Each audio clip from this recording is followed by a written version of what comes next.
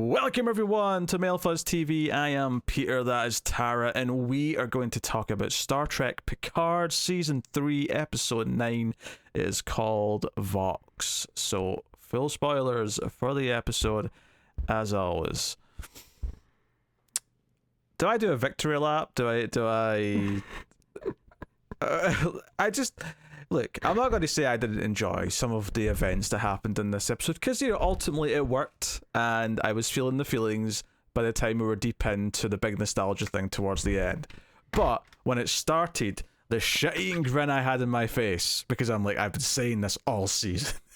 You did say this. You said somehow they're going to get the D on this show. And I thought... Both Ds, Data and the D. Yeah. The Enterprise D. Yes. And I thought, but how? One's dead, and the other one also kind of died. Life finds out. All it takes is like 2 lines of dialogue. That's all it took. Money. Two lines of Geordie dialogues. All it took to whip that ship out. I love the idea that he's been slowly restoring this giant. It's like we're trying to restore a cruise liner, probably even bigger. Some people like to restore cars. Geordie, starships. I can only assume Galaxy class starships. I can only assume that the technology of the time period makes it possible. Yeah, because maybe he's got droids helping him. Yeah, but I mean, also, Exocops or something. To be fair though, he did say it's been 20 years, right? He's been doing this for 20 years. That's at least a reasonable amount of time. If he'd said he'd done this in the last 6 months, I would have been ready. Like, throw all the shit in the world at it. But it's been 20 years. He's got a fancy bunch of teleportation tech. He's got, probably droids doing bits and pieces that he tells them to. Like, I can roll with it. They do have 3D printers. Yeah. He could have said, I actually rebuilt it with a 3D printer. No. He specified the disc was the actual disc. Yep, it was. Thanks to the good old Prime Directive, he said that. My favorite line in the whole series came from that moment too. Do you know what it is? Wait, is this when they're already on the bridge? When they're on the bridge. Oh yeah, I know what it is then. I thought you meant before they got on the bridge. I know exactly what it is, because I thought of us, because we've had this conversation, that we missed the carpet. Yes. I knew exactly what line. Picard's an old man. He could fall and break a hip. You gotta have carpet. At least that's why. For a living, I go to people's homes for my work, and like when I go to a senior's home, they always have carpet in not always, but like a lot of times they'll have carpet in their bathrooms and stuff. And I think that's disgusting because things leak all the time, and then you have wet sewage carpet. But they do it because they don't want to fall, or if they do fall, they've got carpet to cushion it. So I understand why it's there. We have to protect our elders, they're all very elderly on the ship. Yeah. Also, absolutely everything we said pretty much about Jack's thing being Borg related last week was, I mean, I don't remember every detail of what we said, but I'm fairly certain most of it was accurate based on this episode. Yeah. This episode had a moment that really made me mad. Like, how there was a part where, don't worry, I love this episode. It's probably the best of the series. But there was, how you were upset because the plan that they came up with failed and made everyone look like idiots? Yes. The moment where Picard says, like, you're not leaving because we have armed guards there, after we already know he could take over people's minds. Like, we're protecting ourselves with using the weapon that you can turn against us. It was so stupid. Like, what are you doing? Yeah, it was clearly a mistake. You're right. It makes Picard and Cole look idiots that they thought that would work. But I will say this: the writing wasn't as stupid to not have it happen. Though I was at least relieved that Jack immediately did it, because I was worried that he was going to be like, "Here's the thing I've given you for your advantage to leave." Yeah, but I was really worried that Jack wasn't going to do it, and we were going to sit here and go, "Why isn't he just using his power? He can go anytime he wants." Yeah. Like, he doesn't even need to see them. He could do it through doors. He can do it like from other parts of the ship. We know he can do it from anywhere. So, I'm at least glad he instantly did it. Don't tell him that he can't leave. Come up with a plan before you go talk to him of like, can we use Deanna to like have her powers like put him back inside a different door or something. Yeah. So yeah, a lot. I mean, this is the thing. As much as I'm joking about doing victory laps, I do want to say that sometimes being able to predict what they're going to do is actually just a sign that things are set up properly in the writing, and part of that is true here. Don't get me wrong, part of it is also cynical, because it's very much of what can they do to achieve maximum nostalgia. They're going to do it no matter what. And I was right. He says, like, everybody take their stations, and everyone sat in their spots. And of course that was how it was going to go. But, like, I laughed, but I also, like, immediately when they walked on, when that door from the turbo lift opened, and you saw that paneling on the wall, I was like, I didn't feel it when I saw the D, but I felt it in that moment when they were on the bridge. And I was like, oh, God damn it. It's working. It's working so well. Straight to my veins, Star Trek. Thank you.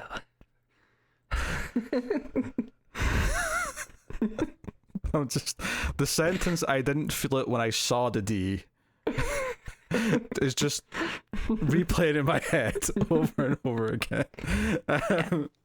Anyway, this is my pornography, let's be real. Yes. Right. Because I think, like, I am mostly positive about this episode. I think most of it works. I do think it'd be more effective if they didn't lean on nostalgia as much throughout the whole season, because, you know, we've been critical of that. I think the key thing they had to set up is that Geordi had this museum with all the old ships, which would set up that this ship was going to be here. That's fine. But, you know, they've leaned very heavily into some nostalgia moments throughout a lot of the season. Boy, you know what I regret? We should have made a bingo card before the season started. Oh, sure. We would have done so well. Yeah.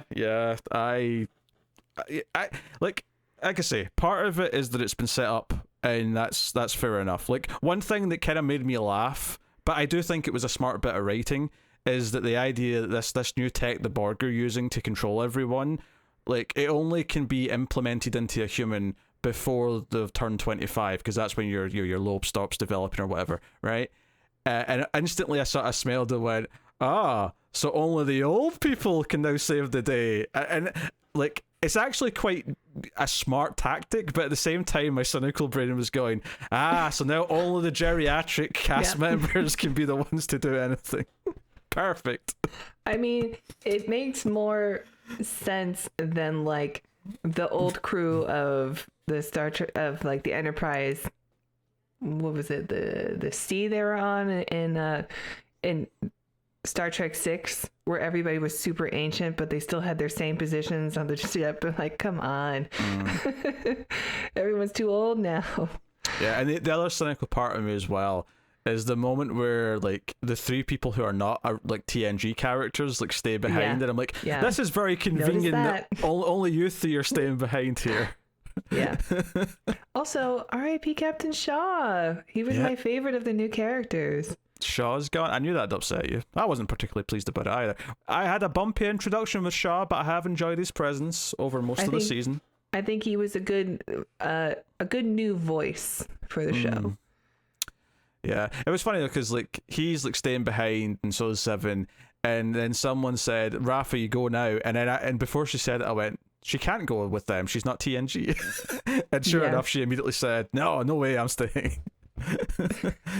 I'm like, this is mighty convenient. Well, I mean, it makes sense that, you know, if they still have feelings for each other or something, that she would do that. She's like, I'm not going to leave my, you know, the girl, woman I love, if she's going to die. Like, I'm going to try to stay with her and keep her alive. She's got that Worf training, you know, so. That said, though, there is that one moment between her and Data that made me wish that there was more Seven and Data together, because she sort of calls him robot. She calls him robot, and his response is so good. But she says it like the robot's right. Yeah, but she says it very dismissively, like she's almost being racist, because she, like, it's like a sensitive topic because she's part Borg, that Data is, like, all androids, so it's like she's not comfortable with his presence, right?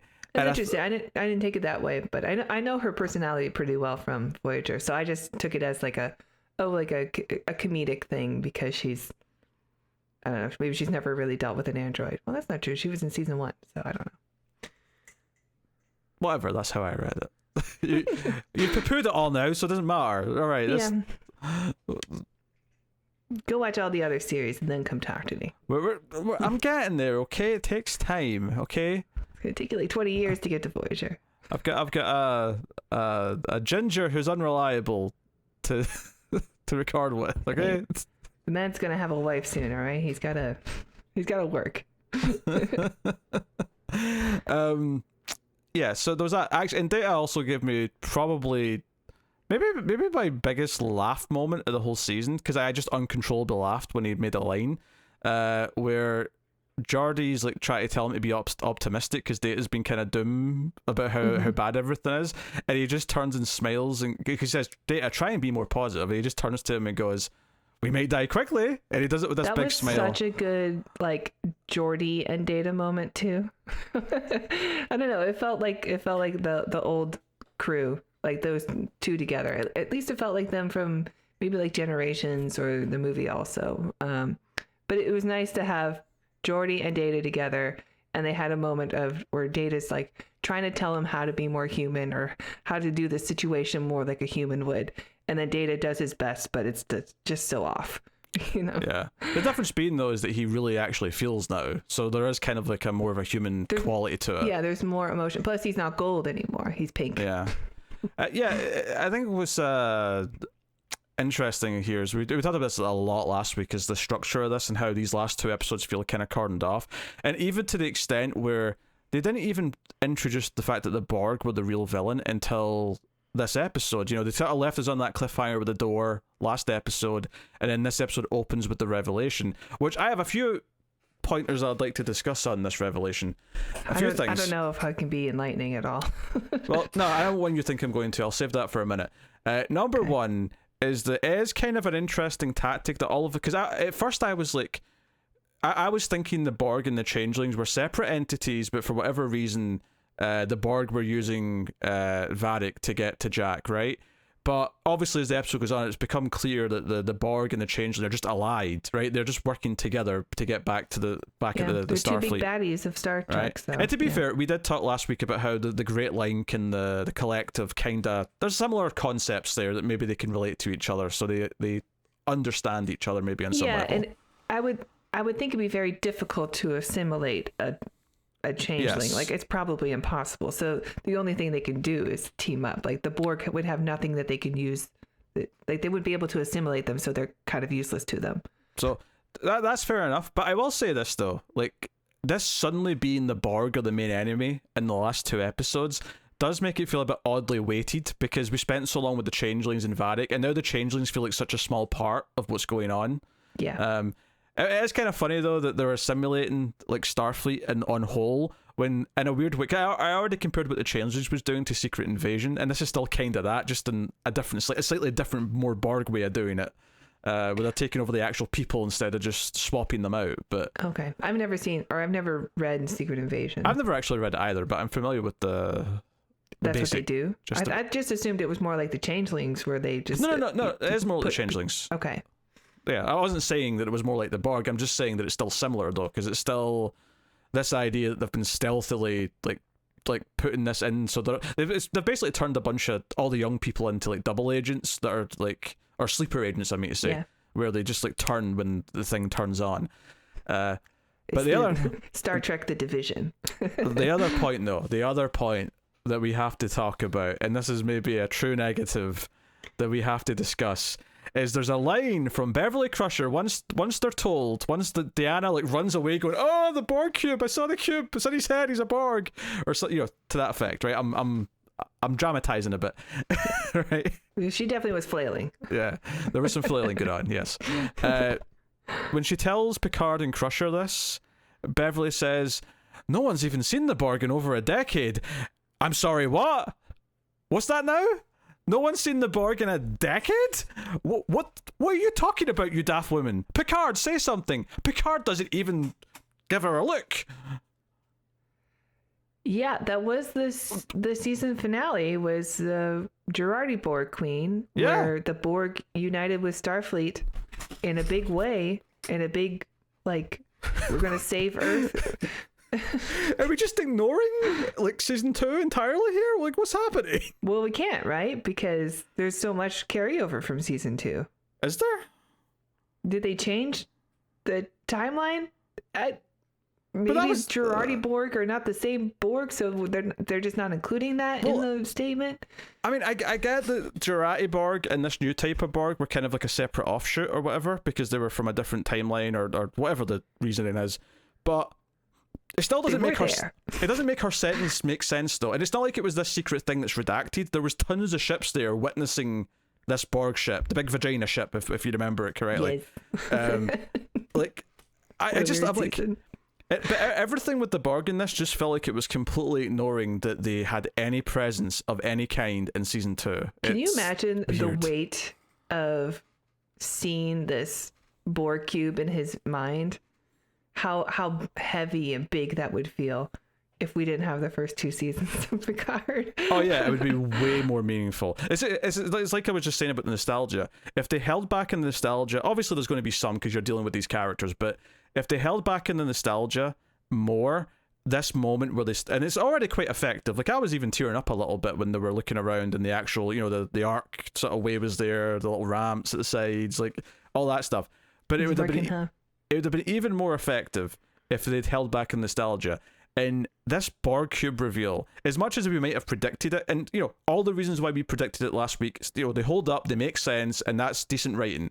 We said that he's connecting to people. He's like, I think the phrase I used was he's like an organic Borg, and that's kind of what came up in this episode. There's a little wrinkle to it where you can't just take over anyone. It's all people who have went through the transporters because they've slipped like a bit of Picard's like genetic code into the transporter. Which is something that is sort of brought up in Star Trek before. Even the episode where Dr. Pulaski ages because she's on that other ship or whatever with the aging virus. They cure her by just going through the transporter and removing the virus from her, and it restores her to her regular age. So I mean, and like if you discharge a weapon or something, that gets erased also. Like you can change the code, manipulate the code of somebody that's coming through the transporter. Mm-hmm. Yeah, like I thought that was interesting because they asked the question like, why can you just jump into people? And I thought my answer was still held, and I would have been fine with what I said last week, which is that he's just kind of evolved and he's like an organic version of the Borg where he can connect to other people.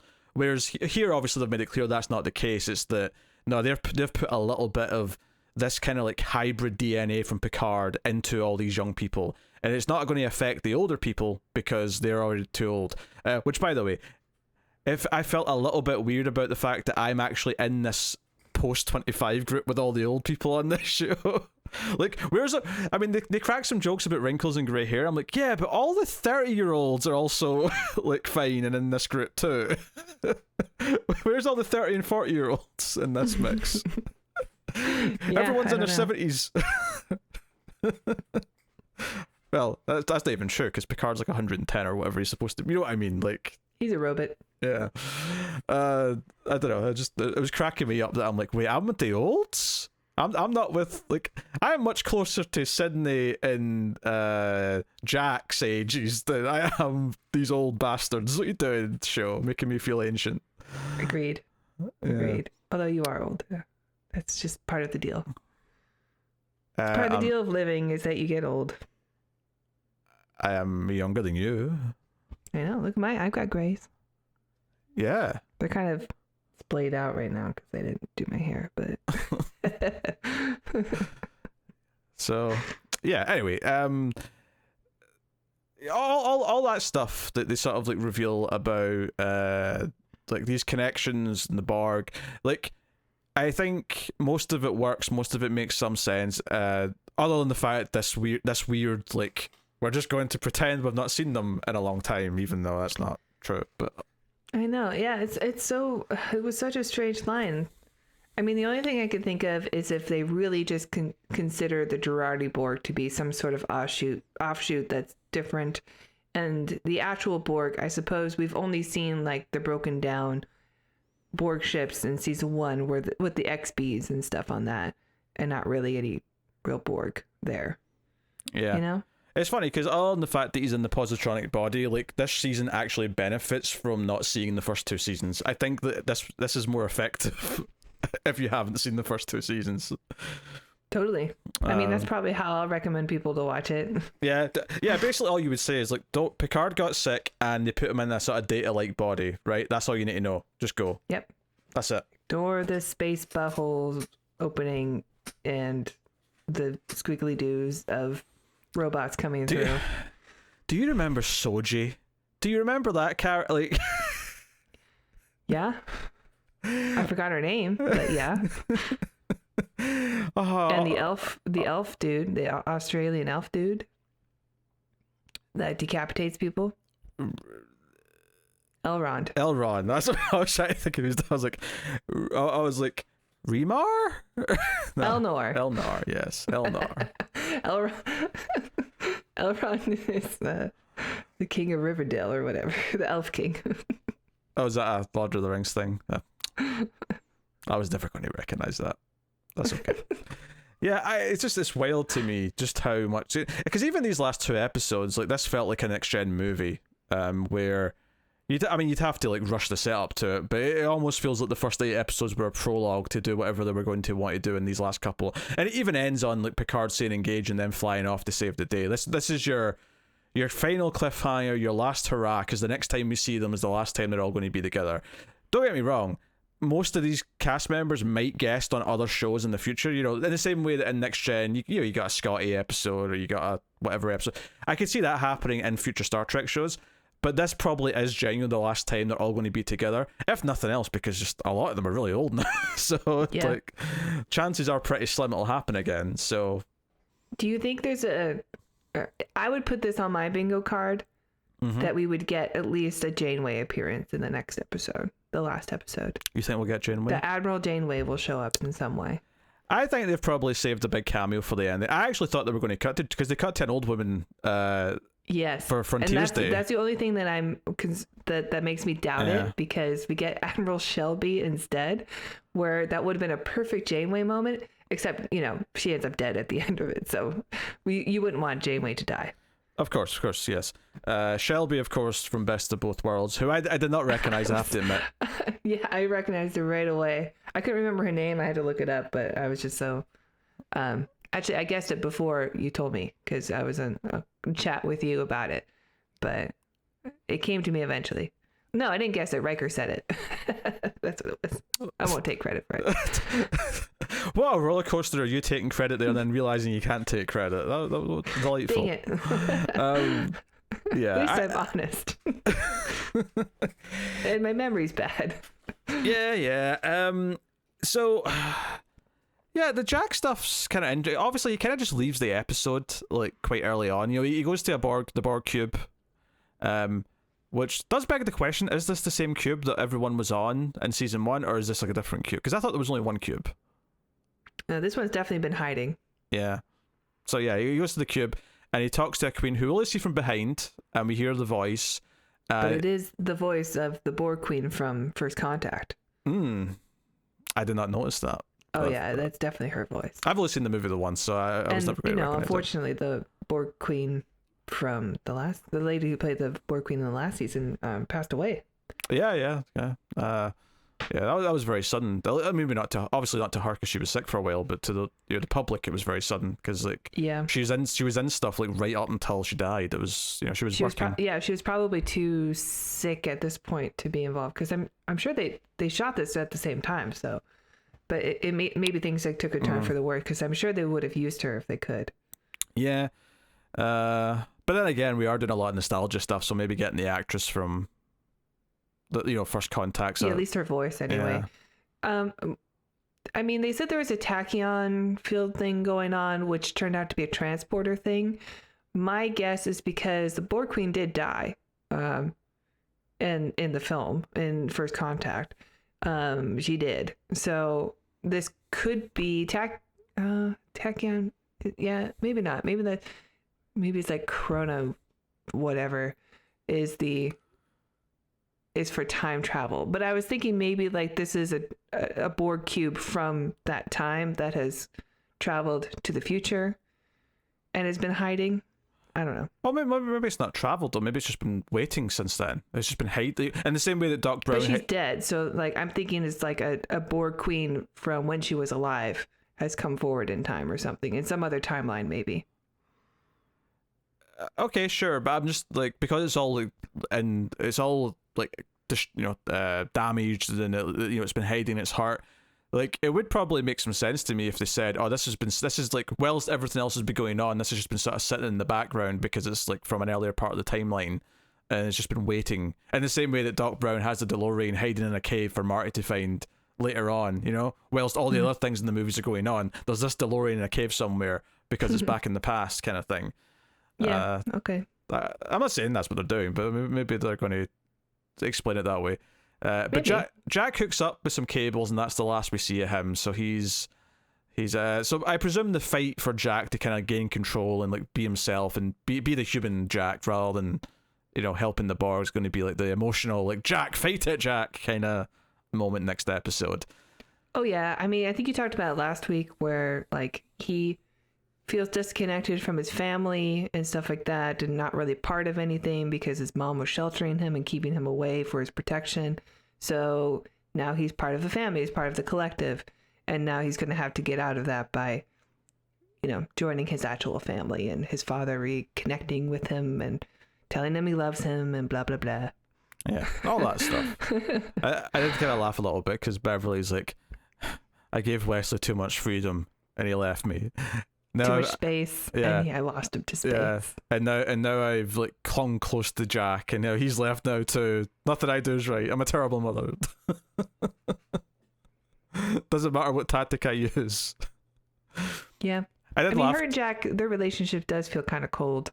Yeah. Still. Yeah, it's kind of funny though, because she sort of beats herself up when like, so he has this like in his DNA from Picard. It's this like new organic version of like Locutus or Borg like stuff, and she's like, "How could I have missed this?" And I'm like, it's in his DNA. I mean, I know you're a doctor, but it's not like like you're not expected to notice this.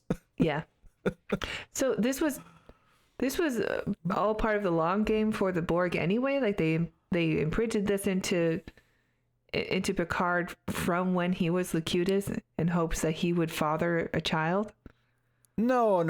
I don't think that. I mean, if it's stupid if that's what it is. I don't think this was a planned thing. I think this was just, it happened naturally because of what happened with Locutus and because he became Picard again. And effectively, because basically, the way they describe it in this is that Picard still occasionally could hear the collective, right, even after it was gone, and that's because of this, because it was still in him, right? Some sort of echo or whatever. Okay. So the Borg could also obviously sense that from the other side. I presume that they've become aware of this and they realize they can use it, and they've got the Changelings infiltrating, putting it into the transporters. They want Jack specifically so they can weaponize what he is and what he can do, but it does set up, of course, as well, that he can only take over the people who have like been imbued with this extra bit of Borg DNA, which obviously everyone that's been using a starship has, because they're all been, fitted. A transporter, yeah. Which is interesting, because I just like how I appreciate the we can't use the new ships because they're all connected to the network. We have to use an old one. I called that being like why they need the old ship like 5 episodes ago as well. We need to get the dust off this one, yeah. Yeah, but in the same vein, I could also I don't know who it would be. Maybe they wouldn't do this, but I also like the idea that, and maybe this is how you bring in another big cameo, is they go to someone who's been out of duty and who's not been on a ship. Because then that's someone who Jack can't take over. Because everyone in this main crew, Jack can take over because they've all been using the same transporters, right? But what if they go to someone who is retired or someone who's not in Starfleet anymore, who hasn't been for a long time, who hasn't used a Starship transporter, and therefore can't be taken over by Jack? Pick a DS9 character, pick a Voyager character, whoever it may be, someone who isn't active anymore and hasn't been. Like that could be how you like maybe fight Jack, at least for a bit, because he can't just take you over. I mean, you got Worf. What else do you need? Yeah, but he can be taken over though, right? Because he's been transported. Yeah, but he's too old. I think yeah, true. You can only take over the people who are, who are of a certain age. I wasn't actually thinking that was also part of the rules. I was thinking that the age thing only affected like who the Borg could just sort of like switch to being assimilated on the fly, because that's what happens. All the young people switch to being controlled. Well, we only ever see Jack take over the minds of someone who's young. You're right. That's in hindsight, though. We didn't know that at the time, but I'm thinking back now. You're right. Like the last couple of episodes, everyone he takes over is the younger crew members. He never goes into Seven. He never goes into like the TNG crew. Everyone he goes into in the bridge and that big hostage scene from last episode, it was all the younger members. You're right. Well, the people, probably just the people who have this DNA thing in them. Well, they all do, but it just doesn't affect everyone over 25. Oh, okay. Yeah. Because they've all been through the transporters. Yeah. So, but it's interesting. Because I was thinking, obviously they're going to try and fix everyone because they're not just going to kill them. In fact, there's even a line Picard's like, stun only, guys. Come on, let's not be killing all the young crew. Which I think is kind of funny. Well, first of all, it sort of makes. I mean, obviously they're going to win the day, but it does make things interesting that they're not going to try. They're going to try not to kill, especially because in First Contact, Picard did not have that rule, and I've always thought that kind of bothered me, especially when you bring back, because Picard came back. He came back from the dead essentially, and we have Seven. And she's come back from being a Borg. And Picard's just like, no, they're Borg. You can kill them. They're not human anymore. Like, that's kind of, is that murder now? That's it. That said, though, I do think this version of being taken over does feel a little bit different to the traditional kind where they're actually getting the outfit and all that. This feels a bit more reversible to me, just because it's this remote thing. They don't have tubes coming out also? To me, this feels more like basically what Jack does to them, but the Borg's doing it to all of them at the same time. But they can probably leave if they're forced to leave again, and then they're back to normal. They're more like zombified, kind of traditional, or more like I guess we see this a little bit in Picard season 2, when the Jeri Borg is like touching people's cheeks and they turn to Borg. Mm-hmm. Yeah, it's kind of like that, but I don't want to remember that. So, well, yeah. I mean, and the other thing I was going to bring up is we know that they're going to change everyone back because they have to, because LaForge's kids are affected. Yeah, LaForge's two kids. They're going to kill both his daughters. That would just be absurdly dark.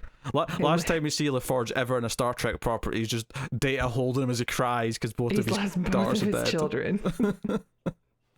Yeah, I don't think they're going to do that. In the end, they're like, oh, we're all family, and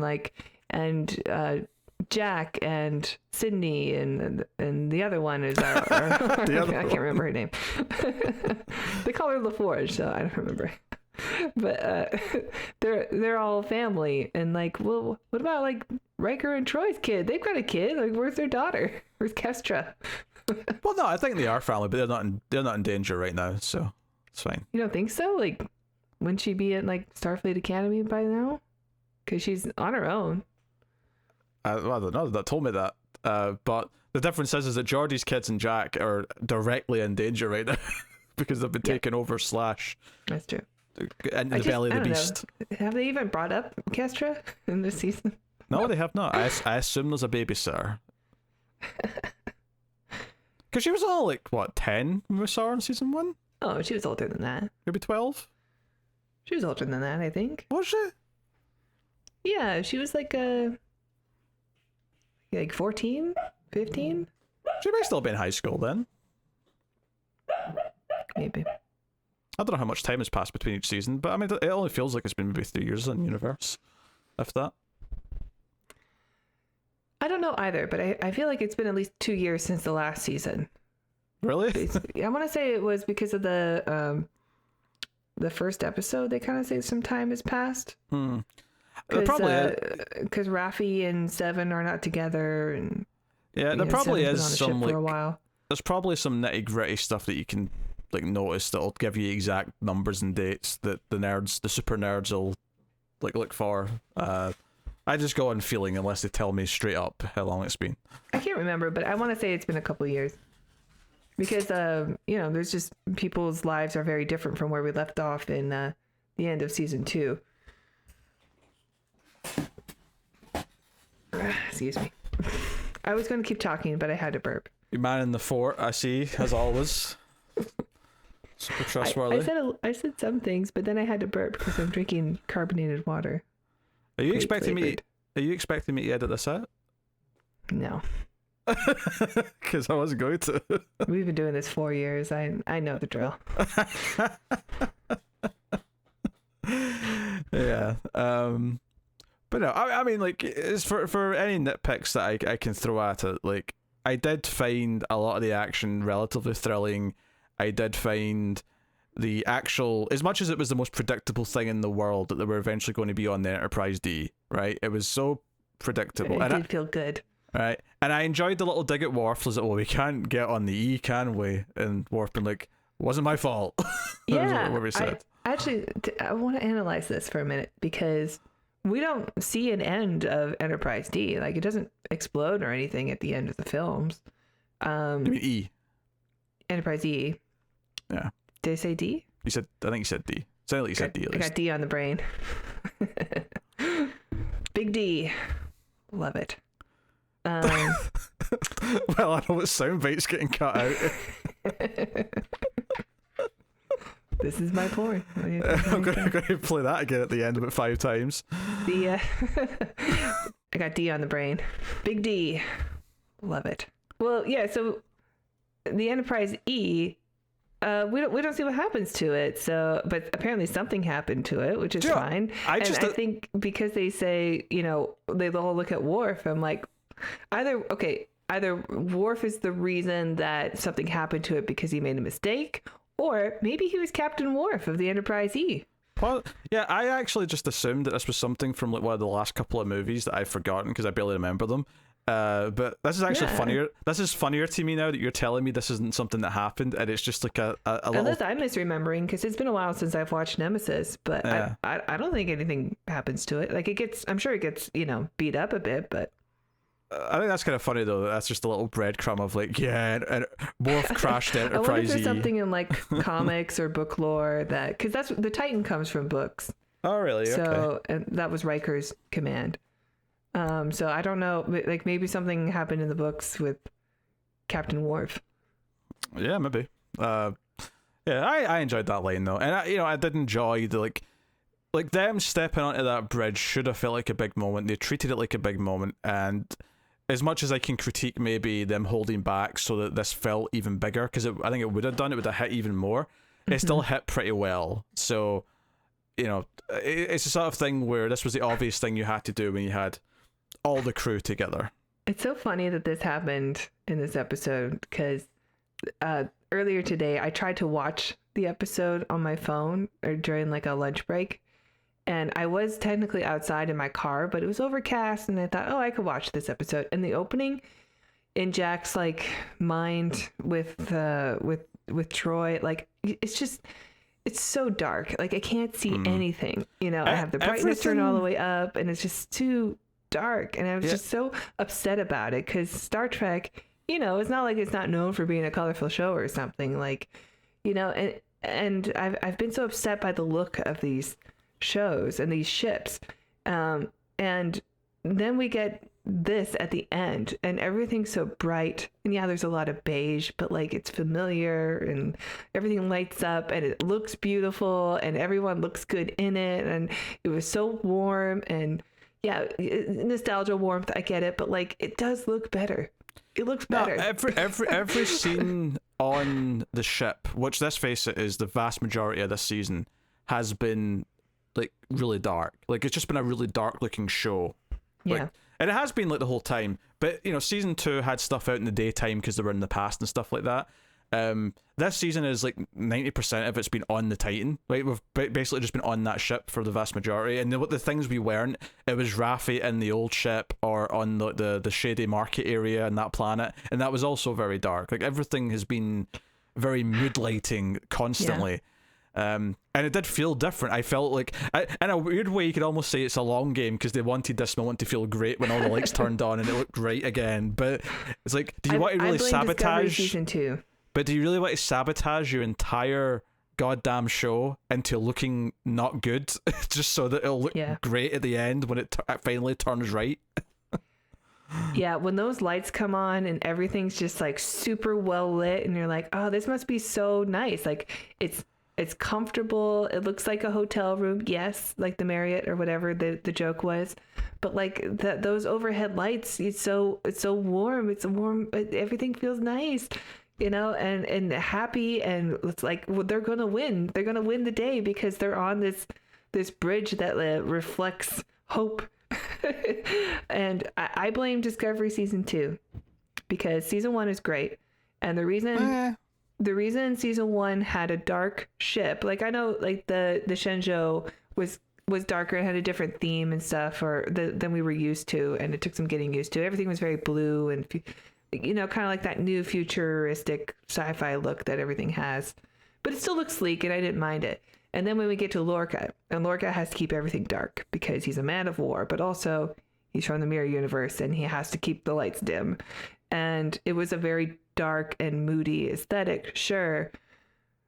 But then they kept that going even after Lorca was gone. Like everything kept staying that dark. Like, well, there was a story reason why the ship was dark in that one. And now, I don't know, they just kept everything so dark. So aggravating. If anything, it got worse because I think some of the scenes this season have been like absurdly dark. Like, yeah, everyone's just talking in the dark all the time. There's moments when they're standing on the bridge and it feels like they're just blending into the dark parts of the screen. Like their uniforms just like sort of bleeding into the darkness, and it's like it's constant. And I'm like, I get like wanting to have a different aesthetic to the older stuff, and I think you can still have a noticeable difference where when these lights turn on in the Enterprise D, where it'll feel like, oh, this is like the old days again. I think you can still achieve that without it being so extremely dark the rest of it. You could be just a little darker the rest of the time. It doesn't have to be absurdly dark. So we got Ensign Ro back, we got Shelby back, and we got a Pulaski reference. Is there anyone else who's missing other than Wesley Crusher, who I'm sure is going to be in the next episode? We're going to see Wesley. But Wesley's probably going to beam down from the heavens and help them win somehow. That would be amazing. Oh, what if Picard and Beverly are trying to convince Jack to like resist the Borg, and then crushed Wesley just appears out of nowhere and goes, "I'm your brother, Jack. Come back over to the side of the light." Like an angel, like space angel. Yes. It would be so much better than what they did with him in season 2. And then of course Jack's natural reaction would be like, "Oh wait, you're my brother? In that case, we're going to kill the entire human race." I'm not going with this. Kidding me? Also, like, it doesn't sound like Wesley's been checking in with Mom at all. No, it doesn't. No, it sounds like he's letting he's letting the poor woman worry like her entire life. I mean, he can time travel. Why not through time and space? Like, why not just be like, "Hey, I'm okay. How you doing? Oh, you're pregnant." Maybe that's it. Maybe he's just so upset that he had to go hide in the past. He's jealous. He's jealous. He's not the young only child anymore. He had to go to 2024 and recruit some hot babes. Oh dear. Yeah, I don't know who other big gets would be for the last episode. I mean, obviously a big get would be like either Sisko or Janeway from the other shows, but it would be great if they both showed up. Yeah. I mean, bad for you, though, because it'd be a spoiler for Deep Space Nine, but it would be great. Well, it depends what they do. If he just shows up and, like, says a line, it's fine. But, like, if there's, like, I was almost kind of happy. Here's what I've been up to. I was kind of happy it's pivoted into Borg territory, because I'm like, yes, this is away from Deep Space Nine lore. Yes, away from Deep Space Nine, please. We don't have to spoil any more of Deep Space Nine for me, thank you very much. Yeah. So, I was pleased about that. Yeah. No, it's a pretty good episode. It's kind of a, crowd-pleasing series of events. It's got a lot of big spectacle. I guess it has a little bit of that. Like, I thought it was ending like 5 times because it kept doing like a dramatic thing and like fading to black or cutting to black, and I was like, "Oh, is that the end?" And then it kept going. And obviously, yeah, we got the big ending with the Enterprise D, which made the most sense. But yeah, you know what would have been best if we had a zoom into Riker eyes for a commercial cut, because they do that so much in Next Generation, where the orchestra amps up, cut to commercial. Yeah, but there's no commercials though. Yeah, but they make cuts. Like, you can see where the commercials would be placed. Yeah, and there are commercials if you don't have the premium Paramount Plus. Oh sure, yeah. But for the most part though, it's not designed with commercials in mind. They're just kind of... No, but that would have been the ultimate nostalgia. Oh, and we got Majel Barrett's voice of the computer in it too. So we got her in there too. We got Spot. We got Loxana Troy, voice of computer. Shelby, Roe. Who else are we missing? We got someone else. Moriarty. Moriarty. Yeah, I'm disappointed that all seems to be what Moriarty got was just that. That was actually that was basically nothing. This is not his Wrath of Moriarty. That's kind of depressing. I really thought they were doing something. Like, I suppose in a weird way, you almost like wanted to be a little disappointed that they're just going back to the Borg again, because like that would have been interesting to do Wrath of Moriarty, but you know. Yeah. Oh well. Well, maybe the final episode they'll go to the holodeck. They'll do one last Sherlock Holmes. You know, it wouldn't surprise me if if we're in the epilogue portion of the last episode, if there is a quick scene with Geordi and Data in the holodeck doing some Sherlock Holmes stuff. I love how good Brent Spiner is at channeling Data, and it does sound like him, you know. He's so good at that. Yeah. But I guess that's all that's left to do is watch the finale and see how they wrap everything up. It's not without faults, but this is definitely much better of a season than the prior ones. And the less we had of like Raffi subplots, the better the show got. So, which by the way, I was reminded that the actress who played Raffi showed up in Daredevil season 2, and she was pretty bad in that as well. So, who'd she play? Someone famous? She was like a DA or some or FBI lady or something like that. Not like a big character. I don't think I know her from anything. I don't think she's bad. I just think that I don't know. I think she's bad in this. I think just season 1 and 2 were just not very good shows. So yeah, but I didn't like her stuff in this season either. But like one of the scenes in season 1 that I really hated, one of the first scenes that I despised, was her heart to heart with her long lost daughter or son, whatever it was.